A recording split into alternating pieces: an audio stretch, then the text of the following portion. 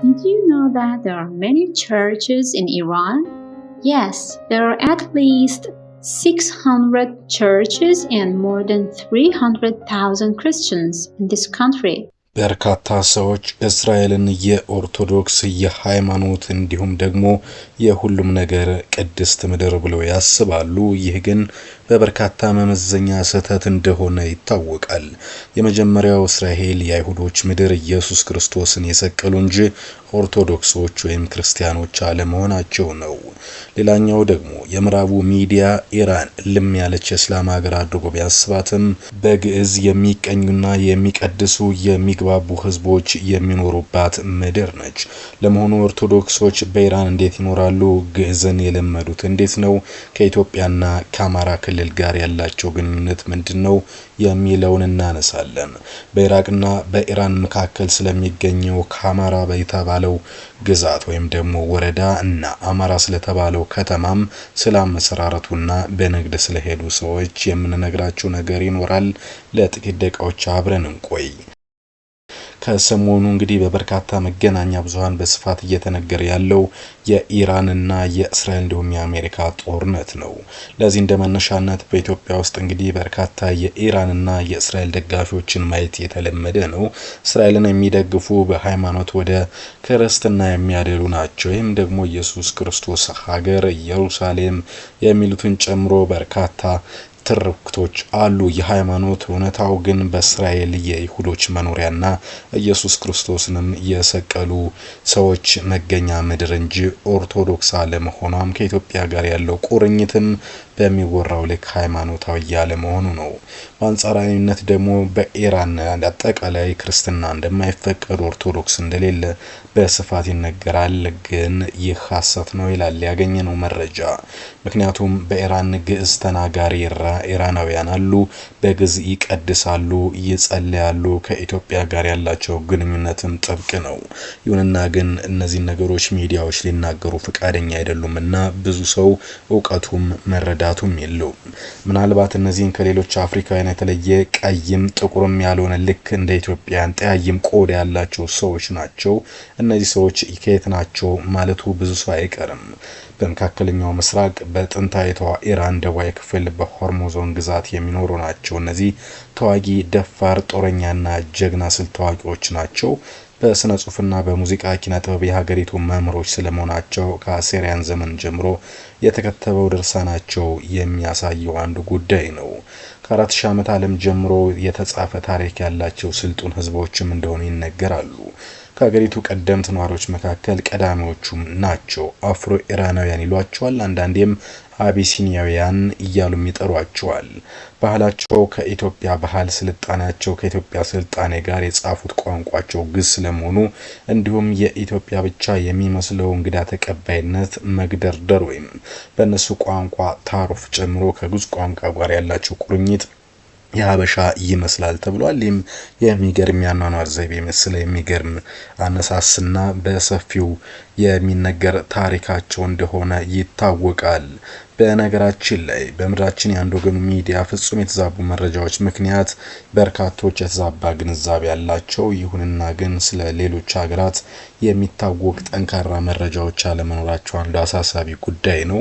ይሁንና ግን በኢራን በኦርቶዶክስ መቀደስ፣ መዘመር፣ ማስቀደስ፣ ስለ አምላክ መጸለይ የተለመደ ነው። እንግዳ መቀበልን ጨምሮ ከኢትዮጵያ ጋር የሚመሳሰሉ በርካታ ታሪኮች አሏቸው። ለዚህ እንዳንዱ ምክንያት ምንድነው የሚለውን ደግሞ እንንገራችሁ። የመጀመሪያው ነገር ጥንታዊ የንግድና የዲፕሎማሲ ግንኙነት መኖሩ ነው። በተለይ በአክሱም ዘመን ኢትዮጵያና የፋርስ ግዛት በህንድ ውቅያኖስ የንግድ መስመር ላይ ከፍተኛ ተጽዕኖ የነበራቸው ሀያላን ሀገራት ነበሩ። በዚህም እንግዲህ በኢትዮጵያና በኢራን መካከል የንግድ ልውውጥ ነበር። በወቅቱ በነበረው የንግድ ግንኙነት ምክንያት የፋርስ ነጋዴዎች ወደ ቀይ ባህር ዳርቻዎች ይመጡ ነበር። ኢትዮጵያ በጦርነት የቀይ ባህርን እስከምታጣ ድረስ ማለት ነው።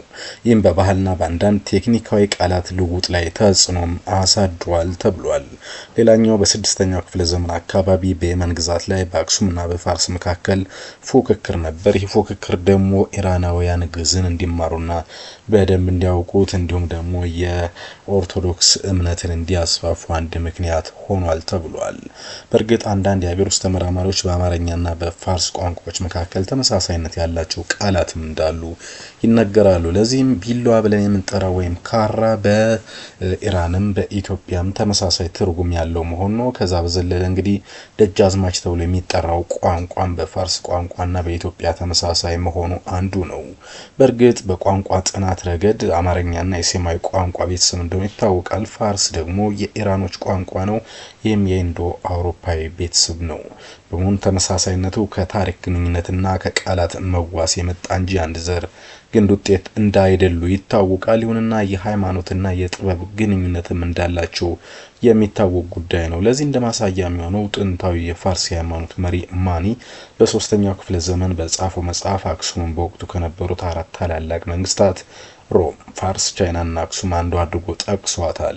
የሚያሳየው እንግዲህ ፋርሳውያን ስለ ኢትዮጵያ የጥንታዊ ስልጣኔ የነበራቸው ከፍተኛ እውቅናና መረዳት እንዲሁም የኪነ ጥበብና የስነ ጥበብ ግንኙነት መኖሩን አንዱ ማሳያ አድርጎ ያሳየዋል። በአንዳንድ ጥንታዊ የአማራ አካባቢዎች የሚገኙ ቤተክርስቲያናትና ቅርሶች ላይ የሚታዩ የኪነ ጥበብ ስራዎች ለምሳሌ የሮዜት ምልክት በፋርስ ጥበብ ውስጥም የሚታወቁ መሆናቸው በኢትዮጵያና በኢራን ያለው ሃይማኖታዊ ግንኙነት በስፋት የማይነገር ይሁን እንጂ እጅግ ጥብቅ እንደሆነ ያሳያል። በአክሱም እንግዲህ ዘመነ መንግስት በነበረው እንቅስቃሴ ውስጥ በተለይ ኦርቶዶክስና የአማራ ክልል ተብሎ የሚለዩ አሁን ወይም ደግሞ አማሮች ተብሎ የሚጠሩት የነበራቸው ተጽዕኖ ይህንን ግዛት አስፋቶ ኢራንና ኢራቅ ደርሷል ይለናል።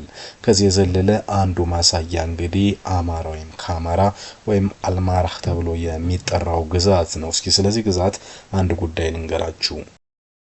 በኢራቅና በኢራን ድንበር ላይ መልካቸውም ኢትዮጵያን የሚመስሉ በቋንቋቸውና በአንዳንድ የስም አጠራራቸውም ከኢትዮጵያ ጋር የሚመሳሰሉ ጉዳዮች መኖራቸውን እጅግ በስፋት በተለያየ ጊዜ የሚዘገብ ጉዳይ ነው። ከዚህ ውስጥ አንዱ አልማራ ከተማ አንዷ ነች። ይህች ከተማ በኢራንና ኢራቅ መካከል የምትገኝ ነች። ኢራንና ኢራቅ አማራ ከተማ እንግዲህ በሰፊው የምትታወቅ ከተማ ነች። ከኢራን ድንበር 50 ኪሎ ሜትር ርቀት ላይ ነው የምትገኘው።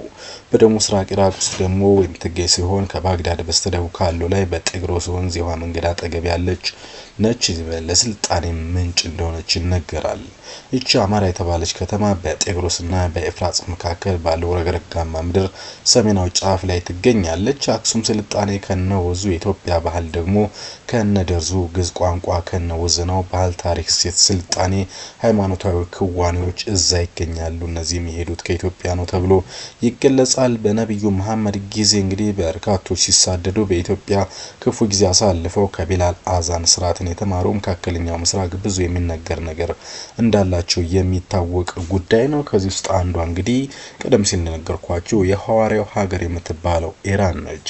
በቀደመ ስሟ ፋርስ በመካከለኛውና ደቡብ እስያ እንዲሁም በመካከለኛው ምስራቅ የአረብ መንግስታት መስቀለኛ መንገድ ላይ ትገኛለች። ለምዕራባውያን ዛቻና መስፈራሪያ አትንበረከክም። ይህች ሀገር እስከ ፋርስ ባህረ ሰላጤ የሚደርሱ ስፋቷና ስትራቴጂካዊ አቀማመጧ ኢራንን ጠቃሚ ሀገርም አድርጓታል። ይሄ ብቻ አይደለም እንግዲህ ተዋግታም የማትሸነፍ ነች።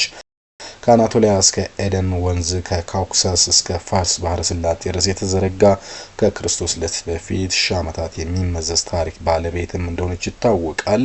የጥንት ኢራናውያን በፍልስፍናና በሕክምና ላይ ተደማጭነትና ተቀባይነት አላቸው። በሀገሪቱ ዩኔስኮ በዓለም ቅርስነት የመዘገበው ሐዋርያው ታዲዮስ ገዳም ጨምሮ በጥቅሉ 600 በላይ አርመና ቤተክርስቲያን፣ የሮማን ካቶሊካ ቤተክርስቲያናት የሚገኙባት ሀገር ነች። እንግዲህ ኢራን ክርስትናን ቀድሞ ከተቀበሉ ሀገራት መካከል አንዷ ስትሆን ከክርስቶስ ልደት በኋላ 66 ዓመተ ምህረት ክርስቶስ 12 ሐዋርያት አንዱ የሆነው ሐዋርያው ታዲዮስ ነው ክርስትናን እየሰበከችው። ይህን ጨምሮ እንግዲህ በክርስትና የምትታወቀው ኢራን በርካቶች እንግዲህ ከሙስሊም ጋር ብቻ ቢያያይዟትም እውነታው ግን ይህ እንዳይደለ በርካታ መረጃዎች ያሳያሉ። ክቡራትና ክቡራን እናንተ ስለ ኢራን ያነበባችሁት ጉዳይ ምን ይመስላል? ሀሳባችሁን አጋሩን። እኛ ግን አሁን ያዝነው መረጃ በቃን። መልካም ጊዜ